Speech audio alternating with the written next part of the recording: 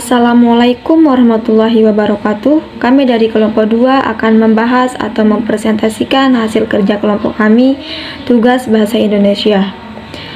Perkenalkan, saya atas nama Siski Kanlatilova dan rekan-rekan saya yang bernama Dila Cahyani dan Wardiatul Aspiah.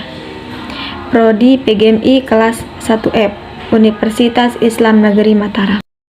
Baik, langsung saja saya akan membahas materi tentang fungsi dan kedudukan bahasa Indonesia sebagai bahasa negara dan nasional. Bahasa Indonesia diketahui mempunyai dua kedudukan, yaitu sebagai bahasa negara dan bahasa nasional. Dalam kedudukan sebagai bahasa nasional memiliki fungsi sebagai lambang kebanggaan kebangsaan, identitas nasional, alat penghubung antar warga, daerah, dan budaya, serta alat komunikasi antar suku, budaya, dan bahasa di Nusantara. Sedangkan dalam kedudukan sebagai bahasa negara memiliki fungsi yaitu sebagai bahasa resmi kenegaraan, bangsa pengantar pendidikan, alat penghubung tingkat nasional, dan alat pengembang kebudayaan dan pengetahuan serta teknologi. Kedudukannya sebagai bahasa negara diterapkan dalam UUD 1945 bab 15 ayat 36 yang menyatakan bahwa bahasa negara adalah bahasa Indonesia. Bahasa-bahasa lain yang merupakan bahasa penduduk asli daerah seperti Jawa, Bali, Sunda, dan sebagainya berkedudukan sebagai bahasa daerah. Baiklah, langsung saja di sini saya akan menjelaskan penjelasan yang kedua tentang perbedaan antara bahasa nasional dengan bahasa negara.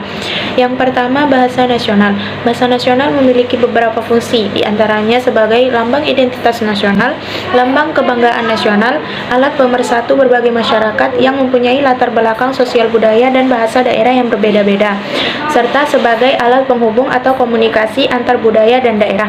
Yang kedua, yakni tentang bahasa negara. Bahasa negara juga memiliki beberapa fungsi, diantaranya sebagai bahasa resmi kenegaraan, bahasa pengantar resmi di lembaga-lembaga pendidikan, sebagai bahasa resmi dalam perhubungan tingkat nasional untuk kepentingan perencanaan dan pelaksanaan pembangunan serta pemerintahan, serta sebagai bahasa resmi di dalam pengembangan kebudayaan dan pemanfaatan ilmu pengetahuan serta teknologi.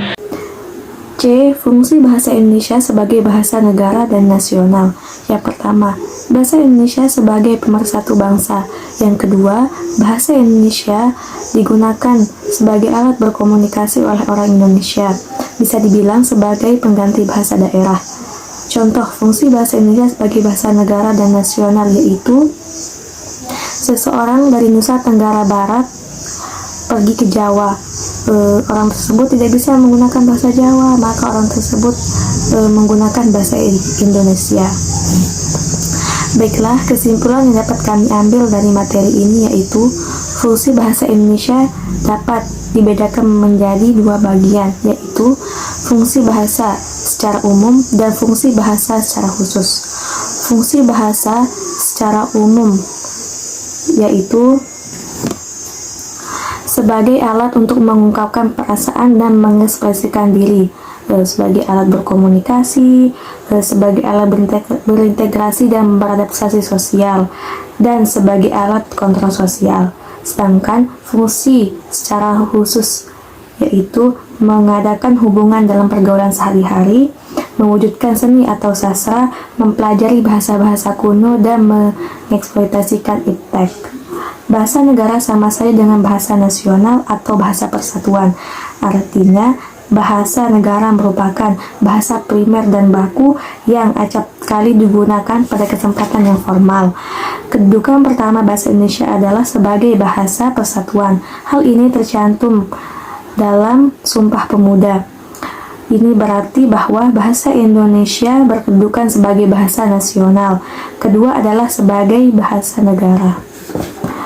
Mungkin hanya ini yang bisa kami sampaikan. Sekian dan terima kasih. Wassalamualaikum warahmatullahi wabarakatuh.